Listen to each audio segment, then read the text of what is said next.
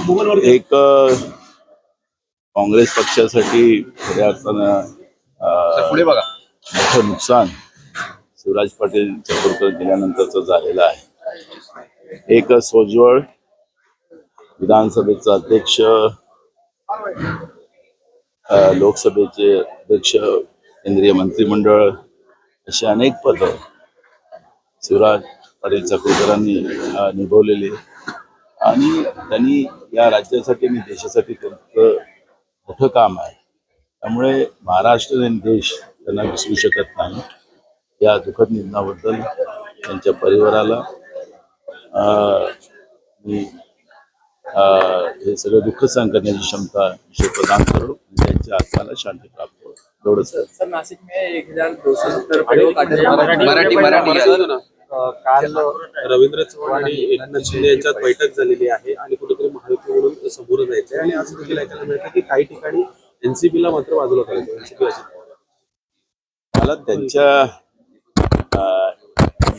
कामकाजामध्ये काही मला प्रतिक्रिया द्यायचं काय कारण नाही। जे काही अफवा उडवतात आहेत की आता आम्ही एकत्रित लढू वगैरे, हे एकत्रित लढतील की नाही लढतील ते येणारा काळ सांगेल। त्यामुळे त्यावेळेची प्रतिक्रिया आपण देऊ। यांच्यात काय भांडणं आहेत, काल आपण विधानसभेत पाहिलं की मुलांसाठी, शाळेत शिकणाऱ्या मुलांसाठी काही योजना मुख्यमंत्र्यांच्या नावाने सुरू झाल्या आणि काल त्याचा प्रश्न विधानसभेत दुसऱ्या क्रमांकाचा होता। बीजेपीच्या आमदारांनी मंत्री दादा भुसे हे मुद्दामून ते योजना मुख्यमंत्र्यांच्या नावाने ते करत नाही अशा पद्धतीचा आक्षेप घेतला गेला होता आणि त्याचं आपण सगळ्यांनी पाहिलेलं आहे। आणि मग दादा भुसेंनी सांगितलं की अर्थमंत्र्यांसाठी काय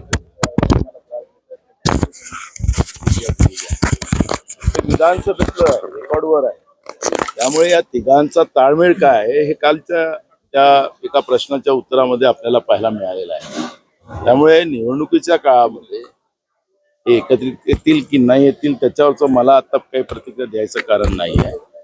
आणि यांच्याबद्दलचा एक मोठा राग, कारण की हे राज्याच्या जनतेची तिजोरी लुटायसाठी हे तीनही चोर मौसरे भाऊ एकत्रित आलेले आहेत आणि अनेक घटनांमधून ते आता सिद्ध झालेलं आहे।